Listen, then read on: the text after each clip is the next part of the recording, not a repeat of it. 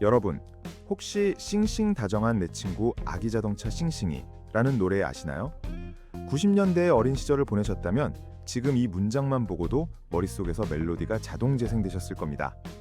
그런데 말입니다. 이 귀여운 싱싱이 뒤에는 우리가 전혀 몰랐던 진짜 전쟁이 숨어 있었습니다. 자동차도 살 수 없는 코올릭의 어린이들의 마음을 놓고 현대자동차와 대우자동차가 진심으로 맞붙었던 겁니다. 무기는 만화 캐릭터였고 전장은 어린이 채널이었죠. 심지어 이 전쟁은 한 회사의 몰락으로 끝을 맺게 됩니다. 오늘은 30년 가까이 잊혀있던 이 광고 전쟁의 전말을 처음부터 끝까지 낱낱이 파헤쳐보겠습니다. 1996년 현대자동차는 업계 관계자들도 고개를 갸웃하게 만든 광고를 내놓습니다. 자동차 회사가 자동차를 살 수도 없는 어린이를 정면으로 겨냥한 광고를 만든 겁니다. 지금이야 키즈 마케팅이 당연하지만 당시로선 상식을 완전히 벗어난 도박이었습니다. 주인공은 파란색 아기 자동차 싱싱이, 안전수칙을 어기는 늑대 캐릭터 늑돌이를 혼내주며 아이들에게 교통안전과 환경보호를 가르치는 짧은 만화영화 형식의 광고였습니다. 당시 경쟁사들의 광고는 하나같이 지금 당장 차를 살 수 있는 어른을 겨냥했습니다. 성능, 가격, 이미지, 전부 구매력이 있는 성인들의 지갑을 노렸죠. 그런데 현대는 정반대로 갔습니다.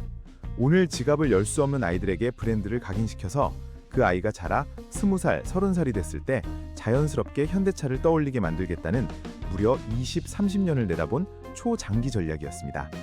냉정하게 말하면 당장 매출로 연결되지도 않는 이 광고에 왜 굳이 예산을 쓰냐는 내부 반발도 있었을 법한 도박이었습니다. 하지만 이 도박은 그대로 적중합니다. 싱싱이 방영 시간만 되면 TV 앞에 옹기종기 모여앉는 아이들이 생겼고 다음 편을 손꼽고 기다리는 팬덤까지 형성됐습니다. 1997년에는 아예 현대자동차 어린이 궁전이라는 어린이 전용 웹사이트까지 만들어졌고 여기서는 자동차 발전사와 미래의 자동차, 교통안전 정보를 싱싱이가 직접 설명해줬습니다. 심지어 환경보전을 주제로 한 어린이 그림 대회까지 열릴 정도였습니다. 내 친구 현대자동차라는 카피는 이렇게 한 세대 전체의 뇌리에 새겨졌습니다. 현대가 어린이 시장을 독식하는 걸 대우가 가만히 두고 봤을까요? 절대 아니었습니다. 대우자동차는 조선일보와 손을 잡고 1997년 키키랑 또로랑이라는 콘텐츠로 반격에 나섭니다. 노란머리 소년 키키와 그의 자동차이자 파트너인 또로가 세계 곳곳을 누비며 모험을 벌이는 이야기였는데 여기에 자동차가 만들어지는 과정, 환경 문제, 교통안전수칙까지 아이들 눈높이에 맞춰 알차게 녹여냈습니다. 특히 또로를 만들자라는 코너에서는 자동차 박사 캐릭터와 함께 새로운 차가 설계되고 만들어지는 전 과정을 보여주는데 마지막에는 실제 대우자동차 군산 공장을 홍보하는 영상으로 마무리되는 구성이었습니다. 그러니까 겉으로는 아이들을 위한 모험담이지만 속을 들여다보면 상당히 치밀하게 짜인 기업 홍보물이었던 셈이죠. 싱싱이가 짧고 강렬한 TV 광고였다면 키키와 또로는 훨씬 더 스케일 큰 야심찬 형식의 홍보 콘텐츠였던 겁니다. 반응도 나쁘지 않았습니다. 1998년에는 후속편까지 순조롭게 제작됐고 심지어 3편까지 예고돼 있었습니다. 대우 입장에서는 싱싱이에게 완전히 밀리지 않겠다는 확실한 승부수였던 거죠.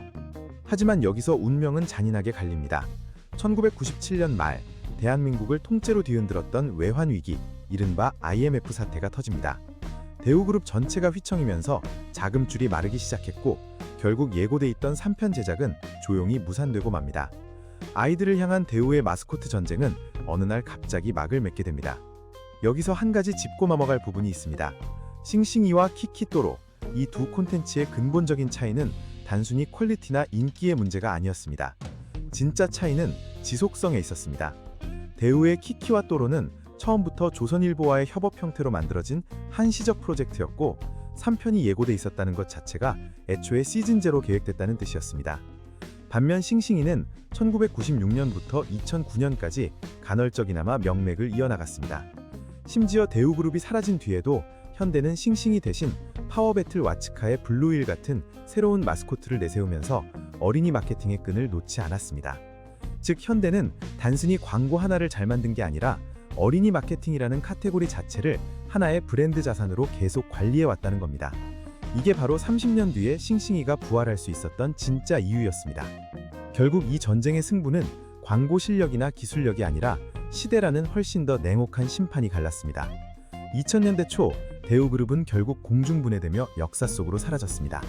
그리고 대우와 함께 키키와 또로도 사람들의 기억 속에서 조용히 잊혀져 갔죠.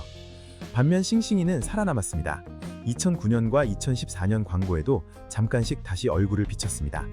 이후 완전히 자취를 감았던 싱싱이가 놀랍게도 2021년 현대자동차 공식 유튜브 채널을 통해 화려하게 부활합니다. 이른바여 돌아온 싱싱이. 아기 자동차였던 싱싱이가 어느새 33살 먹은 복학생이 되어 대학 캠퍼스에 돌아온다는 설정이었는데 이건 단순한 향수파리가 아니었습니다.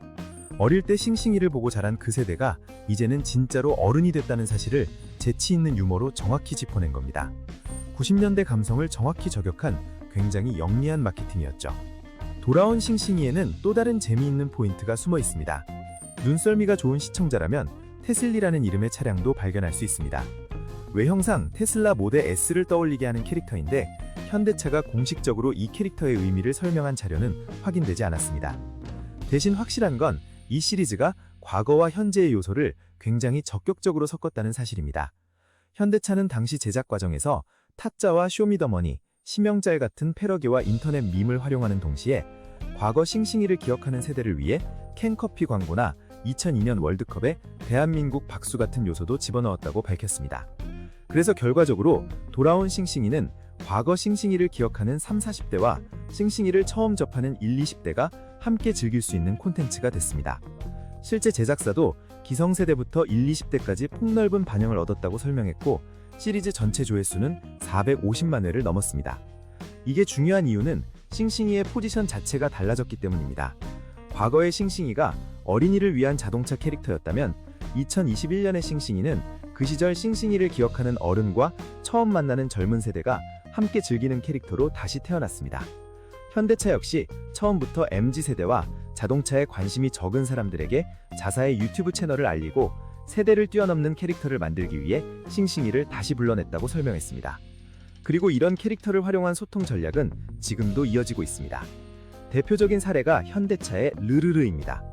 2019년 젊은 세대와의 소통을 위해 시작된 SNS 바이럴 마케팅 채널로 2024년에는 차 회사에 다니지만 차가 없는 뚜배기라는 콘셉트로 리뉴얼됐고 2025년에는 아예 캐릭터 굿즈 크라우드 펀딩까지 진행했습니다.